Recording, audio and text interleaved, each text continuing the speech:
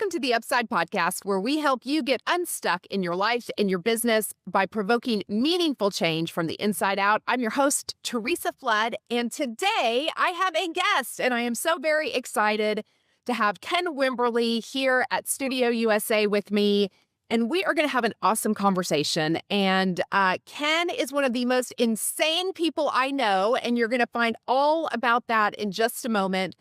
But Ken, tell us a little bit about you. Tell us, give us the resume. Who are you? What do you do in business and life? Yeah, well, first and foremost, let's say I'm a husband and father. You are, yeah. And married to my dream girl, Amber, and we got 3 kids. Daughter, Grace, who's just graduated college. Our son, Knox, is almost graduated college. Like adult children. Yeah. 2. They're truly flying the nest right now. They're It's awesome. crazy. And then a 9-year-old. Yes. So he keeps us grounded and young. Yes. So, does he keep you grounded?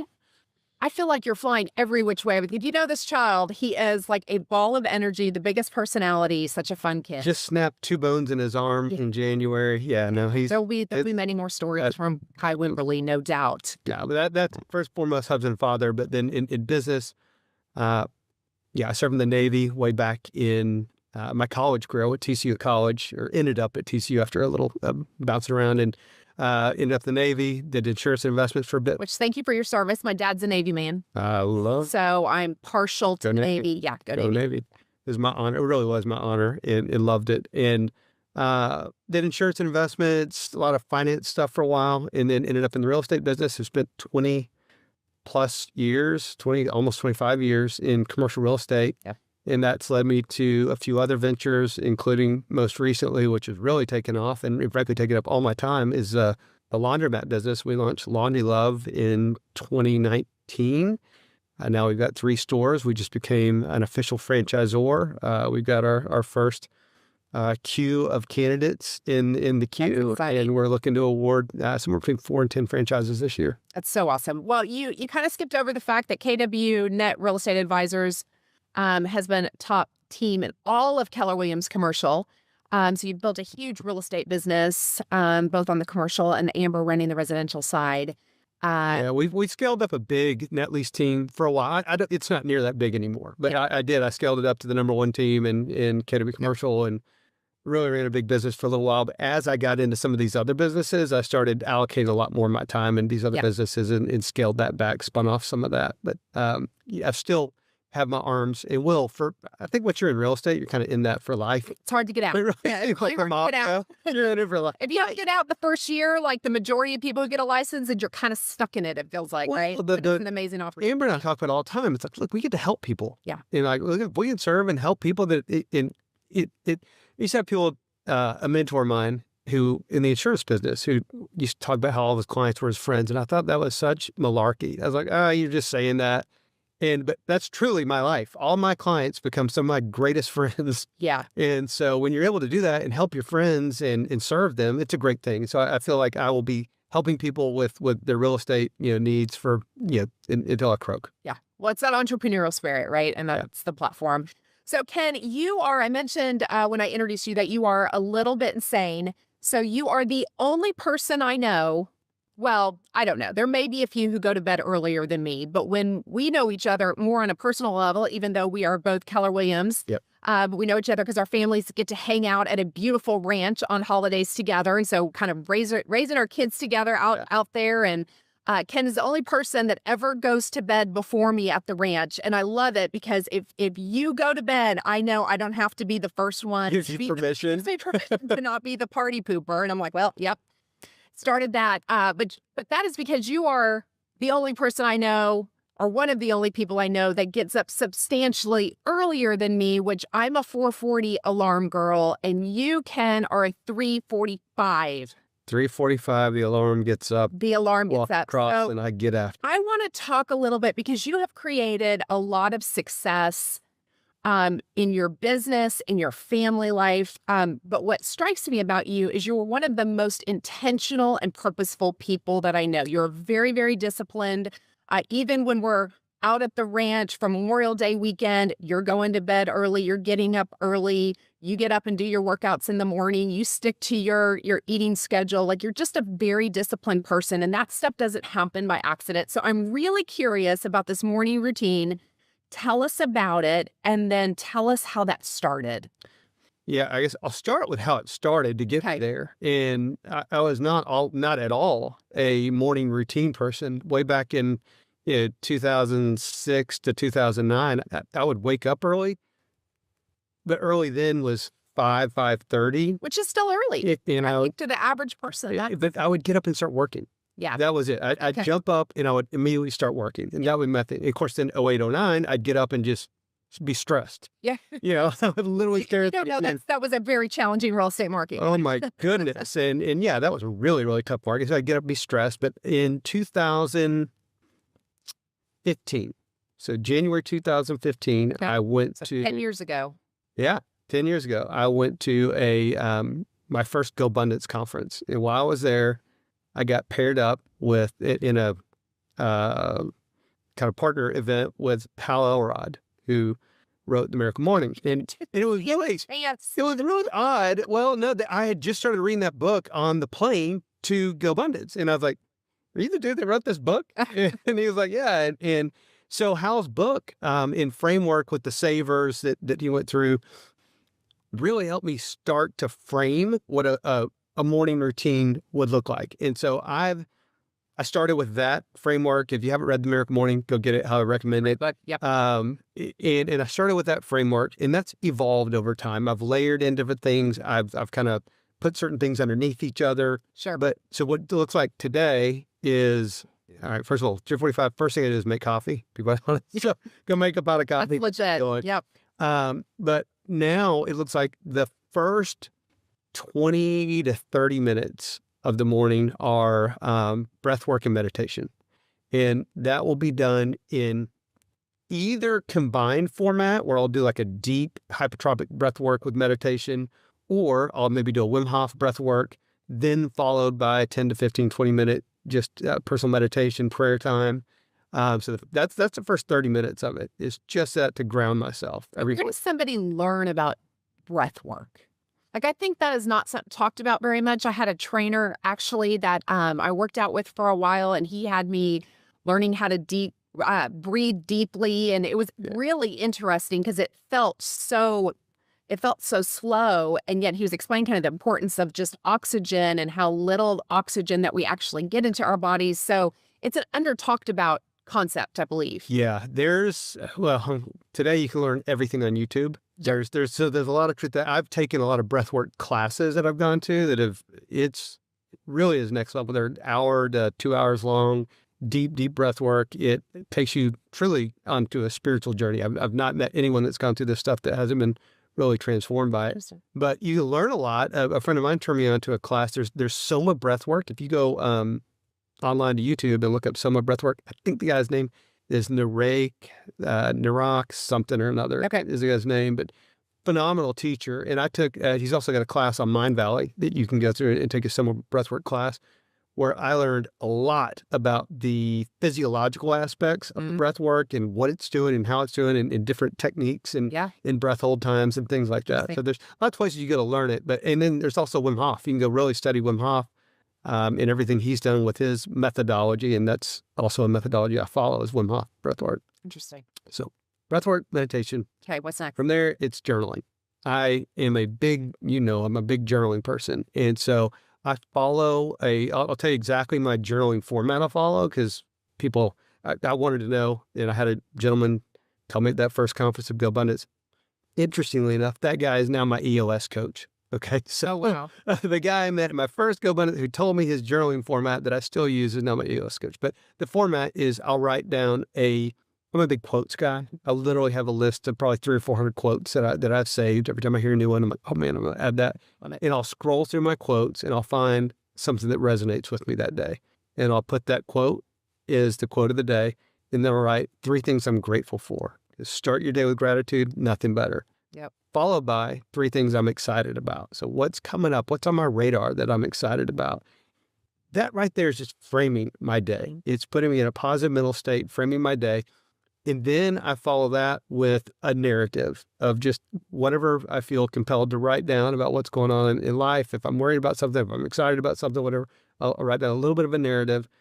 And then that's followed by 2 really powerful, I'll say quotes, but they're multiple paragraphs is what this. So this is my affirmations, if you will. Okay. One, you read the book Ninja Selling? Yes. I'm So many years ago. at the end of Ninja Selling, there's the Ninja Prayer. Mm-hmm. And I loved that when I read it. And so I copied the Ninja Prayer and I put it in there, and I'll read that each day as an affirmation, because it's really about connection to God and source, and you bringing your talents into the world. And so I read the Ninja Prayer.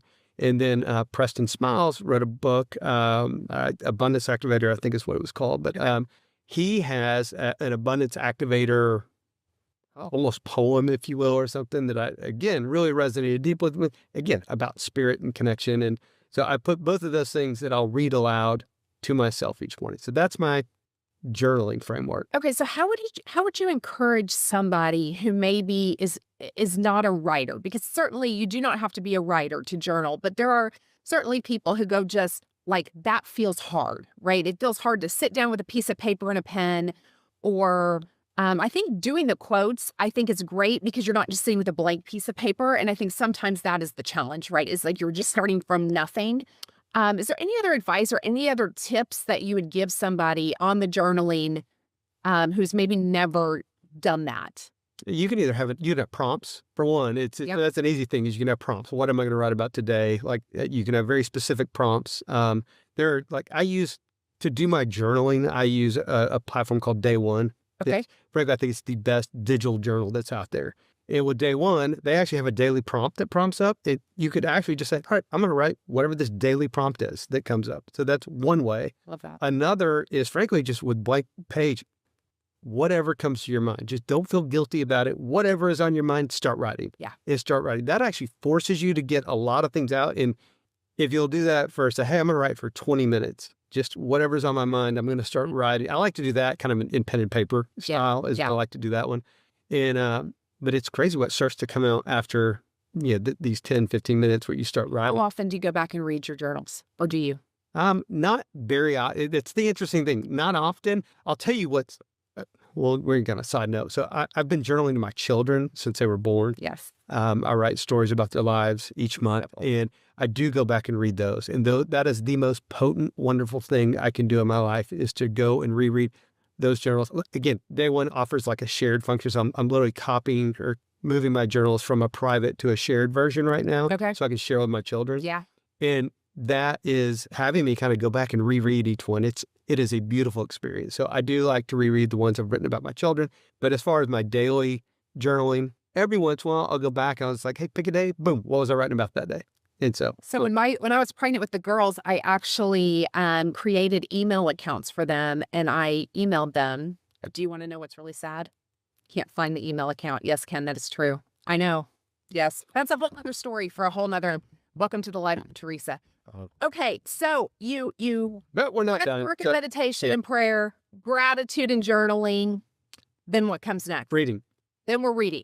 What are you reading? Well, you've mentioned a lot of great books, but how do you choose what you're going to read? I read kind of what I have a queue of books. Okay. I'll hear people recommend different things, and I'll queue these books. So I have a little list on, I've heard this or heard that, so what's recommended, and I'll figure out what's kind of up next in the queue. Right now, I'm reading one called Stories That Stick by Kendra Hall. Actually, I heard it from Linda McKissick, who was talking about it. Heard her at a Keller Williams convention speak. She's fantastic. So reading her book, because I love the power of story. Story is one of the greatest ways to get meaning across. Sure. And so I'm reading Stories That Stick. And some books I read listen to on Audible. I'm actually listening to that one on Audible, and I'm taking notes as I listen to it. So taking my keynotes. So I'll read a book in the morning, 10 to 30 minutes. Is what I spend on my reading. So somewhere between 10 and 30 minutes. All right. And then after my reading. And then what time is it at this point? So lead us up. So that's approximately what? By the time I get through the reading, we're about a full hour into my morning routine. So okay, so my alarm's going off. So your alarm's going off, and I'm almost finished with my morning routine. Got it. And so, thank you. But from there, it's the last really couple things on there is exercise, which is a really important component. Yep. But that's the last thing I do. Before exercise, I actually map out my day. Okay. And that's sometimes dangerous because sometimes when I map out my day, I'll go down rabbit trails and it will push my exercise. Yeah. And so it's a little dangerous, but I do like to map out my day. I end up mapping out the top 3 things I need to get done for the day. And if nothing else got done, if I can get these top 3 things done, so I'll map out those 3 things. I'll make sure that they're on my calendar so that what I say I want to do matches what's actually on my calendar. Yep. And then from there, I'll exercise. And exercise today, I've got a little home gym. It's a workout bench with a bunch of different, dumbbell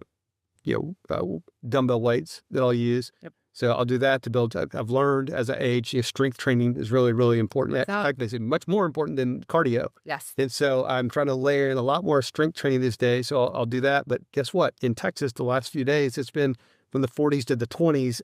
That's not fun. Yeah. So some days, quite often, it will be just body weight, push-ups, sit-ups, squats. So like yesterday, I did, 200 push-ups, 200 squats. So just knock that out. Body weight exercises, easy to get done, and it's warm. Today, I work out with a group called F3, amazing group, Fitness, Fellowship, and Faith, great group of men. And I led a 5-mile ruck in 25-degree weather with a 17-mile north wind this morning. So it was a little chill. It's a little chill, but it's committed. You talk about being disciplined and committed. When you commit to something, you're going to show up and commit to it. Yeah. So, okay. Have you always been a morning person? And because there's going to be people listening that they're not morning people and they struggle in the mornings. They've always struggled. And so, the message I don't think is that everybody needs to get up at 3:45. No. The message is to master your morning and to make it purposeful and intentional. But how does one become a morning person? I think the message, this is kind of what I got from Hal's book initially. You don't need to wake up but just wake up 30 minutes earlier than you would normally wake up. And give that 30 minutes to yourself. Yeah. Just commit to giving that to yourself. Or if you can do an hour earlier, then you've got a full hour to yourself when there's no kids, no spouse, no messages, no one demanding of your time. It's just for you. But that time you pour into yourself, it truly changes the entire landscape. Yeah, I agree. So I've always been more naturally a morning person. So even in high school and college, I would have preferred to get up early and study as opposed to pulling all night. Me too. I just get dumber as the day goes on. If you know me well, like nothing brilliant is happening at night at all for me. Yep. So I'm naturally wired a little bit that way, which I consider a blessing. But I wasn't somebody I would get up maybe 6:30. I wasn't somebody who was getting up really early. And after my twins were born, they would get up very early, have always gotten up very well until they're now teenagers. Yeah. That has shifted. But I realized that if I was going to get anything purposeful done, that I had to get up early. And so when they were probably 1 or 2 years old, after they were actually sleeping through the night and I had a little bit more control over what that morning routine looked like, that's when I started implementing that. And I will say that's probably been the number one catalyst that's helped me intentionally grow. Because those hours, that 1 hour, that 30 minutes, or even that 15 minutes, you add it up over time and you add it up over years. So it's probably been about 10 years for me too that I've had a morning routine that I would say I'm proud of. Yeah.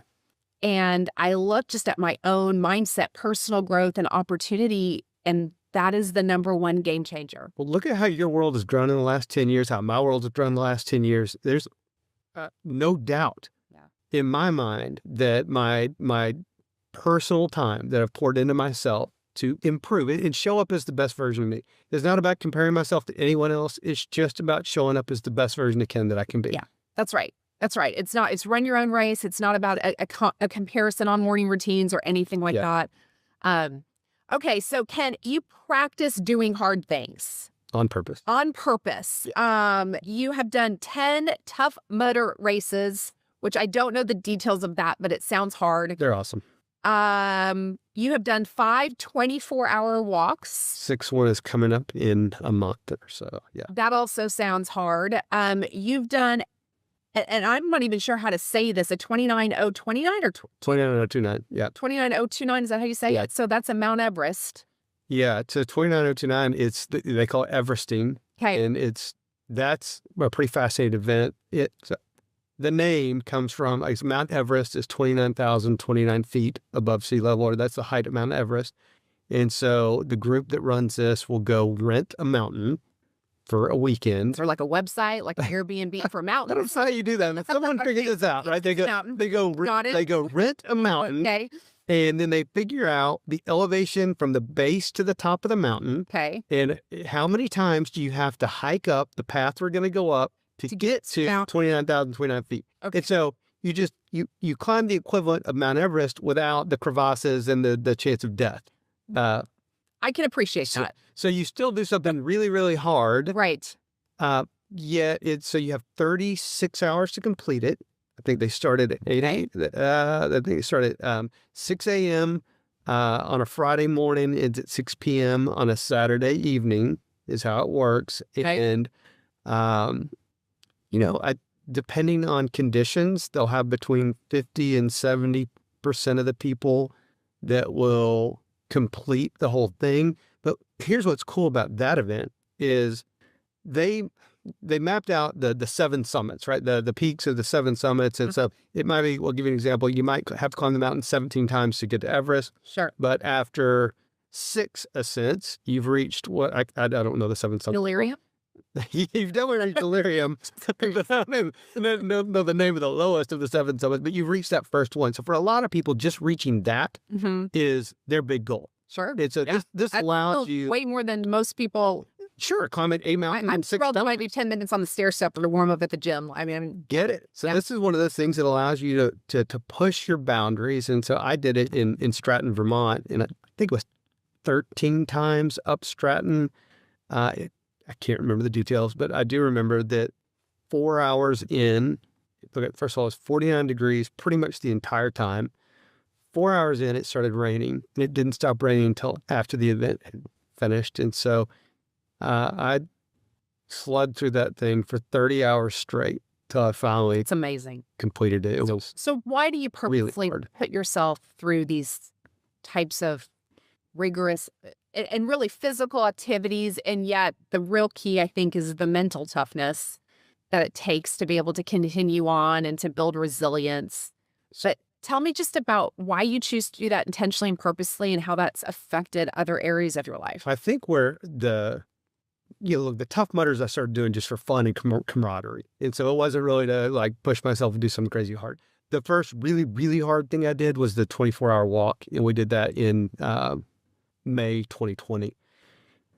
It was the hardest thing I've ever done. And it was a true test of mental grit because 8 hours in, there was already pain setting in. By 12 hours, it was incredibly painful. 16 hours in, it was fire on my feet, and we still had 8 hours to go. What kind of terrain are you walking on? Mostly flat terrain here. This is in Texas. This is in Texas. So we're doing mostly flat terrain. Still. But still, when I first heard about it, my friend had told me it sounded like easy. Oh, you're just going to go walk for 24 hours? Yeah. It sounds easy.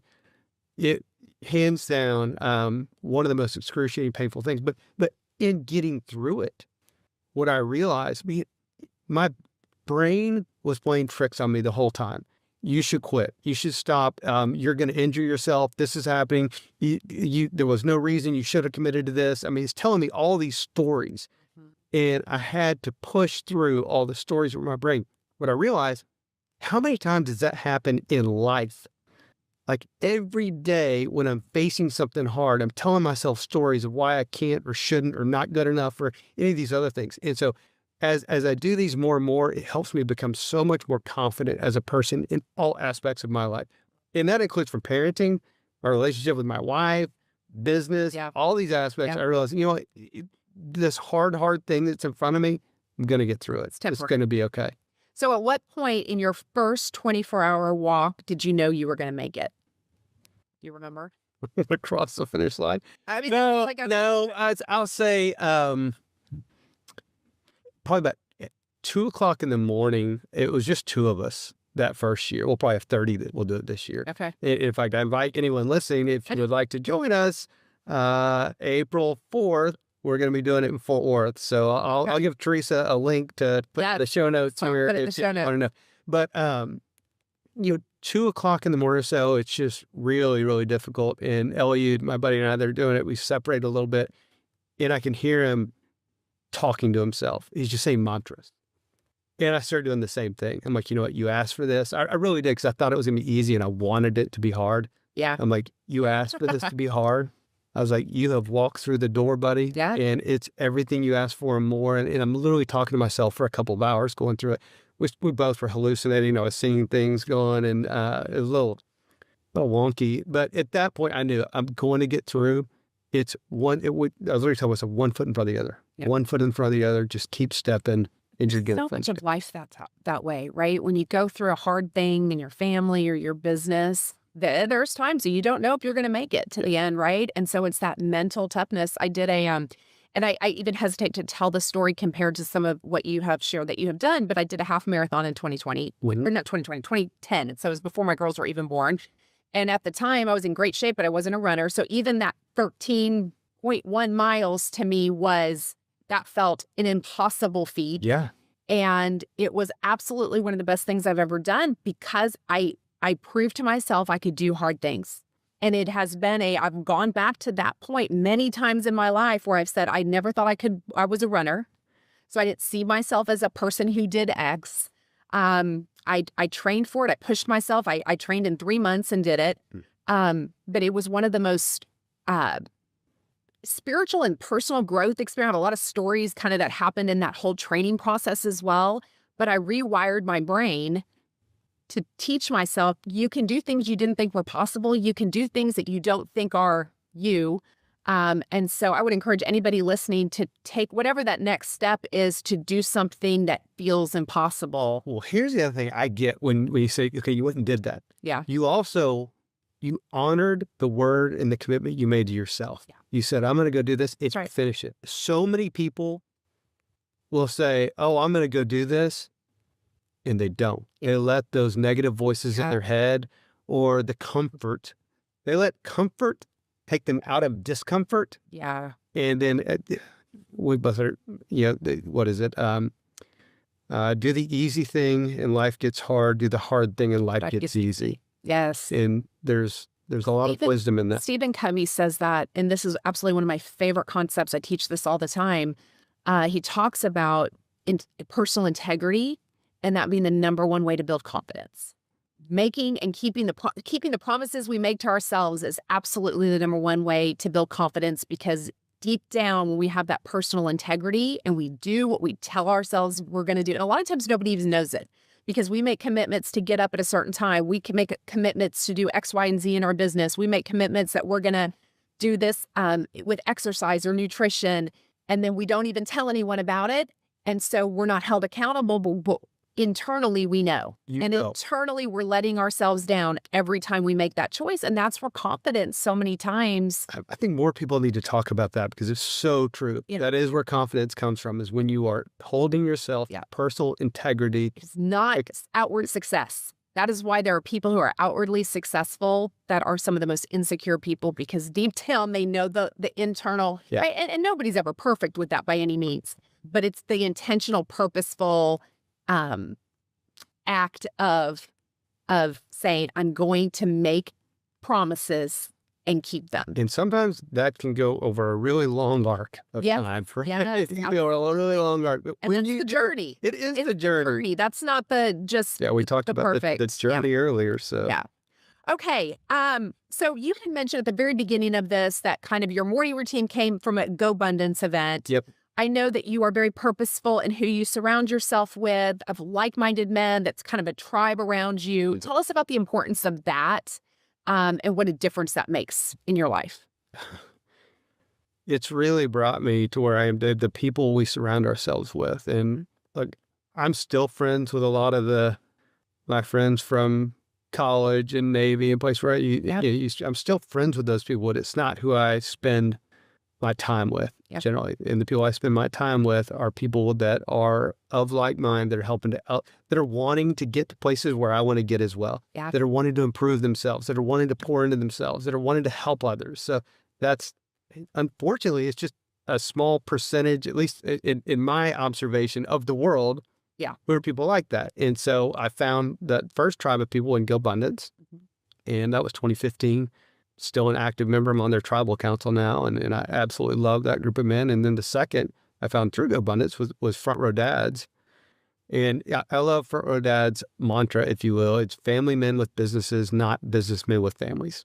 I love That's the frame. Yeah. And so that frame resonates, then Front Row Dads resonates, and it really did with me, because that is, how did I introduce myself? First as husband and father. Yeah. And that's the most important thing. So, but those two tribes are my principal tribes of people. And then the third, as I mentioned, I was working out this morning with my F3 tribe, and that's, man, I'm, again, a military guy. That was started by former military guys. Why it resonates.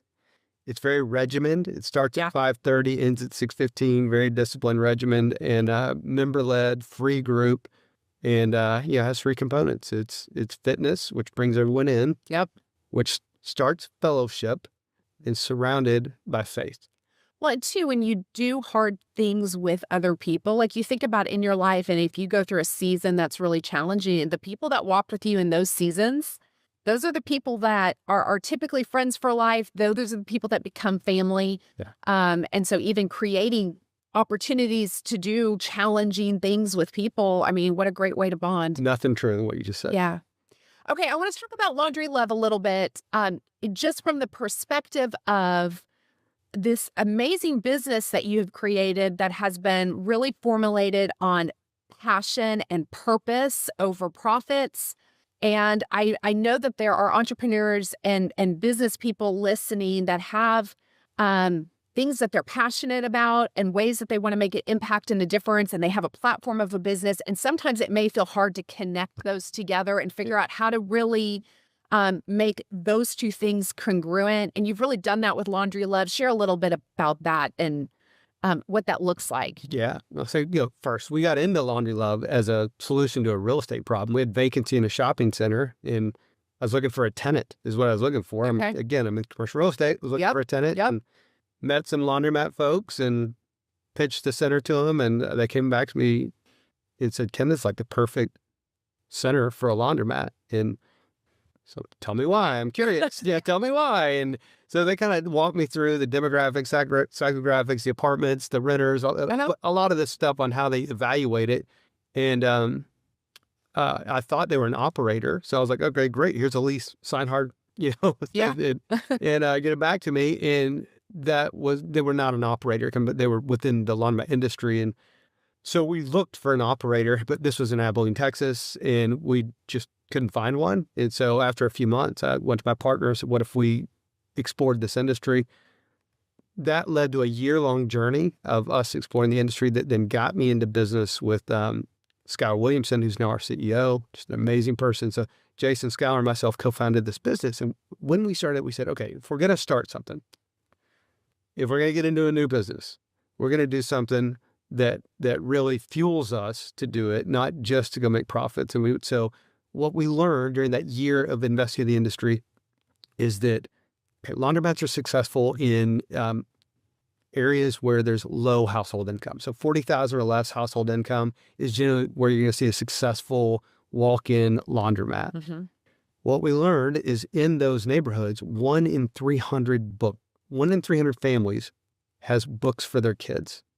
Wow. That's what I said. I bet I have 300 books for my kids in my house. Wow. 1 in 300 families. And so we partnered with, so the Laundromat Foundation has a literacy component. So we partnered with them to bring in childhood literacy component to every one of our laundromats. But then we said, look, let's make it a place where kids can thrive in laundromats. So we built a children's play area, because the other thing we observed in studying the industry, you go in, there's oftentimes, it was more often not moms than dads would be in with their children. Doing the laundry. So you'd have moms with their kids, and their kids would be doing what kids do, running around, bored, playing, pushing laundry carts, climbing in machines, and nightmare. Just being kids. For mom. We're like, let's give a place where the kids can have a safe place to play where they're comfortable. Mom can be comfortable doing the laundry, doing her thing.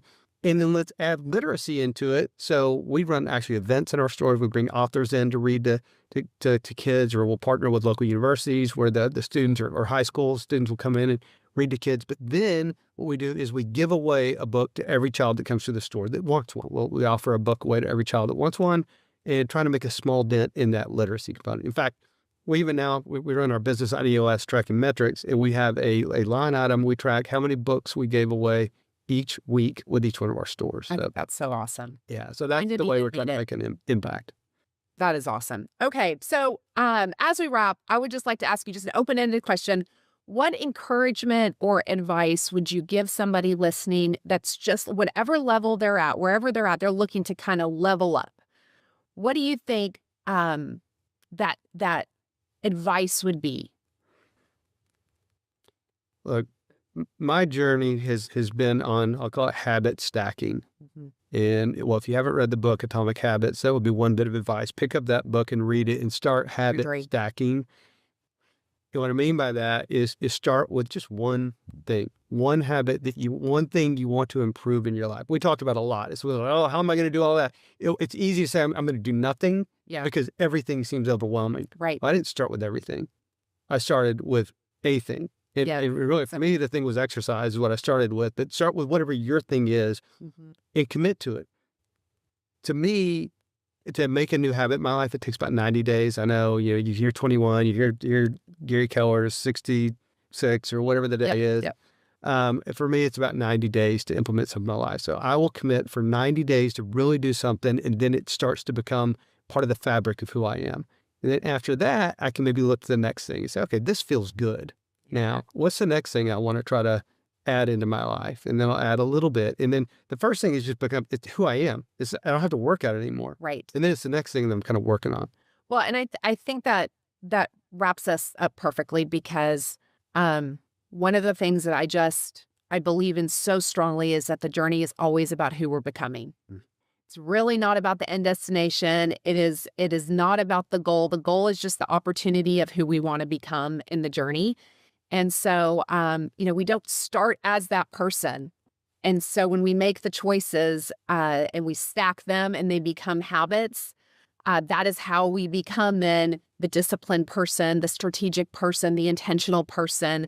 And then we look back and we go, oh my goodness, look at all of this result that's happened, but it's happened because of who I've got to become along the way. You talk about looking back. Okay, that just makes me think.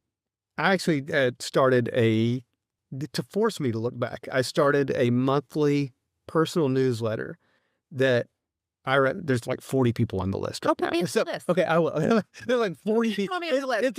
It is a very small list that I have. It's opt-in only on this, but I took this idea from Jay Papasan. He mentioned it at one of Skylar's events, and I was like, that is a brilliant idea.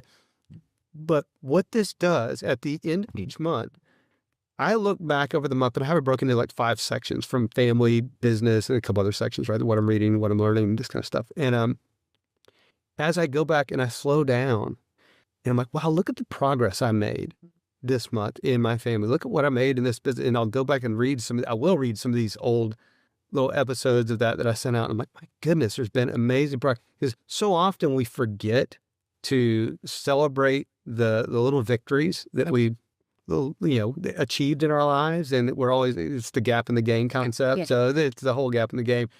So if you're really looking at the gains we made, that has many, many positive effects and endorphins for your body. And it has us, we quit living for lack.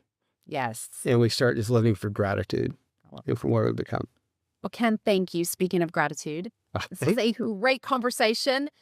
I learned a lot. I think we uncovered a lot of great topics. We could have probably talked a lot longer. But thank you for investing in us today. And everybody listening, thank you for joining us at TheUPside Podcast. And we believe that when you invest in your life, in your business every single day, it will yield you